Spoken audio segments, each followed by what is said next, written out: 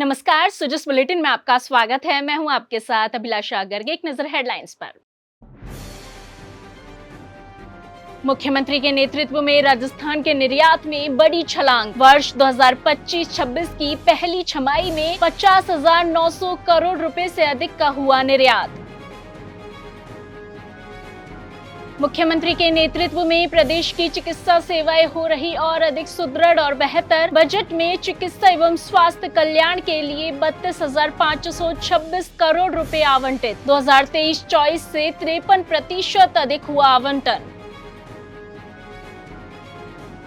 राज्य बजट 2026-27 की सौगातों से डूंगरपुर जिले में उत्साह की लहर। ऐतिहासिक घोषणाओं पर हर वर्ग ने जताया प्रदेश सरकार का आभार।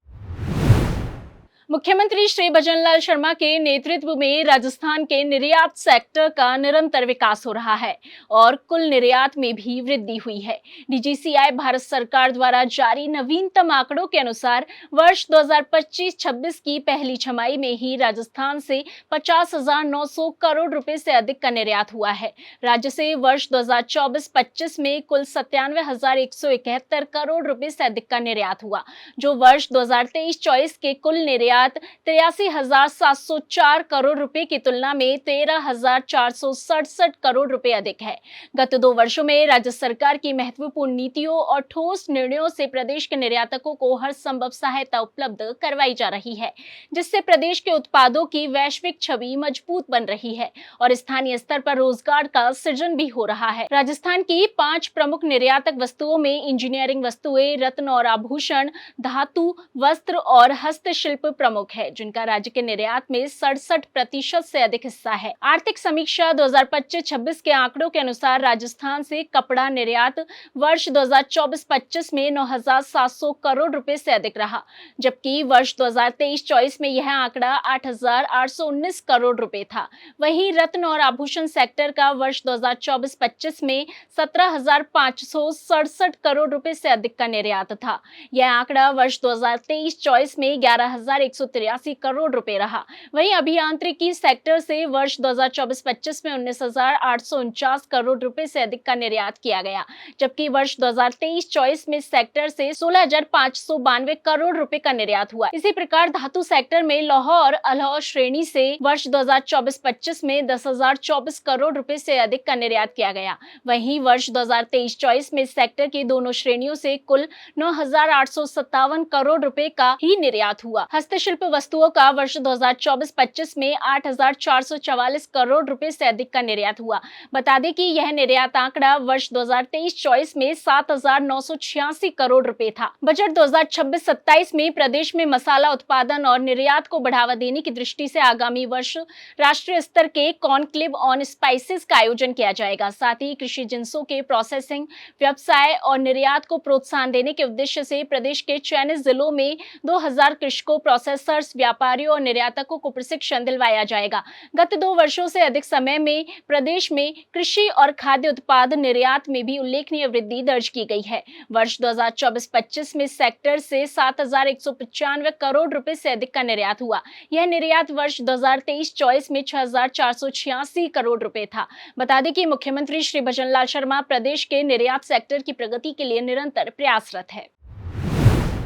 मुख्यमंत्री श्री भजनलाल शर्मा के नेतृत्व में राज्य सरकार निरोगी और स्वस्थ राजस्थान के संकल्प को धरातल पर उतारने के लिए मिशन मोड में कार्य कर रही है। इसी क्रम में राज्य बजट 2026-27 में स्वास्थ्य कल्याण के लिए 32,526 करोड़ रुपए का भारी भरकम प्रावधान किया गया है, जो वर्ष 2023-24 की तुलना में 53% अधिक है। चिकित्सा ढांचे को मजबूत करने के लिए जयपुर के जेके लोन अस्पताल में 500 बेड क्षमता का आईपीडी टावर और आरयूएचएस में 200 बेड का पीडियाट्रिक आईपीडी विकसित किया जाएगा। साथ ही जोधपुर, उदयपुर, कोटा, अजमेर और बीकानेर के मेडिकल कॉलेजों के लिए लगभग 1,756 करोड़ रुपए आवंटित किए गए हैं, जिससे प्रदेश में अत्याधुनिक सुपर स्पेशलिटी चिकित्सा सुविधाओं का विस्तार होगा। वहीं डिजिटल नवाचारों के तहत प्रदेश में अब तक 6.52 करोड़ आभा आईडी जारी की जा चुकी है, जिससे स्वास्थ्य सेवाओं की निर्बाध पहुंच सुनिश्चित हुई है। आपातकालीन स्थितियों के लिए सरकार ने राज्य सुरक्षा योजना लागू की है। जिसमें 24/7 क्रिटिकल केयर कमांड सेंटर और हाईवे पर एम्बुलेंस की तैनाती की जाएगी। साथ ही दुर्घटना में जान गंवाने वालों के पार्थिव शरीर को निःशुल्क घर पहुंचाने के लिए मोक्ष वाहिनी योजना शुरू की जाएगी।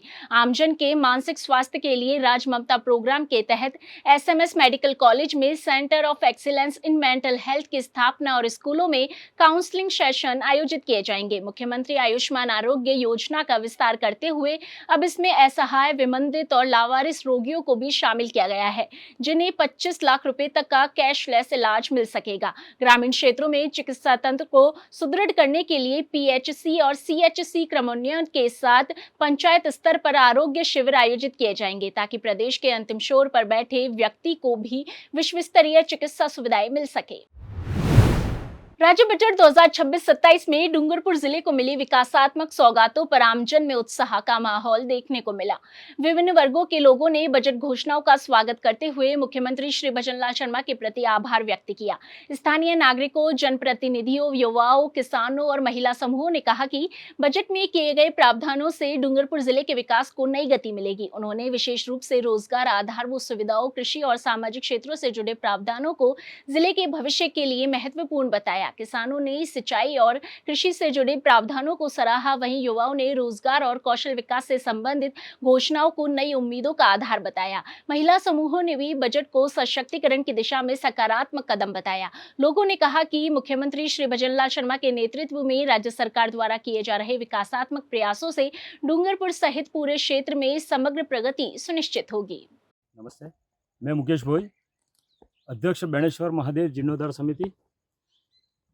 सरकार ने जो बजट घोषणा की है उसमें बेणेश्वर जो हमारा यहाँ का आस्था का केंद्र है और धार्मिक पर्यटक स्थल है, उसमें संगम एवं आबूदरा के जो घाटों का निर्माण एवं एनीकट की रीमॉडलिंग के लिए जो 130 करोड़ का बजट की घोषणा की है, वह निश्चित रूप से मील का पत्थर साबित होगा। और सरकार की ये जो योजना है उससे ये साबित होता है कि सरकार धार्मिक क्षेत्रों के लिए कितना गंभीर है और उस क्षेत्र में कितना विकास कर रही है। मैं इसके लिए बेणेश्वर महादेव मंदिर के अध्यक्ष की ओर से और पूरे समिति की ओर से और ट्रस्ट की ओर से सरकार का बहुत बहुत धन्यवाद ज्ञापित करता हूँ। नमस्कार, मेरा नाम है मान शंकर भट्ट, मानकपुरा का निवासी हूँ। मैं श्री श्री उत्तम गोपाल कृष्ण गौशाला में कार्य करता हूँ, गाय का देखरेख करता हूँ। गाय के गौशाला के सरकार ने अनुदान व्यक्त किया है कल, उसके लिए हम बहुत बहुत आभारी हैं।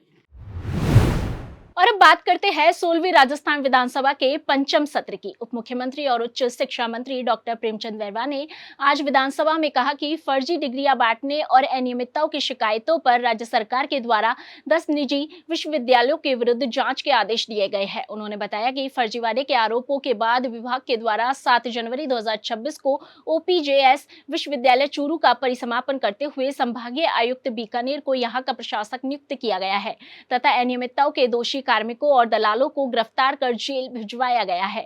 इसी प्रकार मेवाड़ विश्वविद्यालय चित्तौड़गढ़ में भी फर्जीवाड़े के दोषी कार्मिकों को गिरफ्तार किया गया है। उन्होंने कहा कि शेष विश्वविद्यालयों की जांच प्रक्रियाधीन है। डॉक्टर बैरवा ने बताया कि प्रदेश में निजी उच्च शिक्षा संस्थानों पर नियंत्रण और उनमें अनियमितताओं की रोकथाम के लिए नियामक आयोग के गठन की कार्रवाई की जा रही है। शीघ्र ही इसका प्रारूप तैयार कर विधि विभाग को परीक्षण के लिए प्रस्तुत किया जाएगा। उप मुख्यमंत्री प्रश्नकाल के दौरान विधायक श्री कालीचरण सर्राफ के द्वारा इस संबंध में पूछे गए पूरक प्रश्नों का जवाब दे रहे थे। विभाग के नियंत्रणाधीन निजी विश्वविद्यालय में से निम्न 10 निजी विश्वविद्यालयों के विरुद्ध अनियमितताओं की शिकायतें प्राप्त होने पर इनके विरुद्ध जांच के आदेश दिए गए हैं। ओपीजीएस विश्वविद्यालय चूरू, सिंगानिया विश्वविद्यालय झुंझुनू, सनराइज विश्वविद्यालय अलवर, श्रीधर विश्वविद्यालय झुंझुनू, मेवाड़ विश्वविद्यालय चित्तौड़गढ़, माधव विश्वविद्यालय सिरोही और रेपल्स विश्वविद्यालय अलवर, निर्माण विश्वविद्यालय Jaipur, university of technology Jaipur, Jagdish Jabarmal Tibrewal विश्वविद्यालय झुंझुनू आदेशों की प्रति संलग्न 2 पर विभाग द्वारा ओपीजीएस विश्वविद्यालय चूरू, माधव विश्वविद्यालय सिरोही और जगदीश जाबरमल टिब्रेवाल विश्वविद्यालय झुंझुनू, सिंगानिया विश्वविद्यालय झुंझुनू, भूपाल नोबल विश्वविद्यालय उदयपुर के विरुद्ध राजस्थान कर्मचारी चयन बोर्ड द्वारा आयोजित शारीरिक शिक्षा अध्यापक भर्ती परीक्षा 2022 में अनियमितताएं पाए जाने पर इन विश्वविद्यालयों की समग्र जांच एसओजी के माध्यम से कराए जाने प्रेषित किया गया। सो जिस बुलेटिन में आज के लिए इतना ही, फिर होगी आपसे मुलाकात, तब तक के लिए नमस्कार।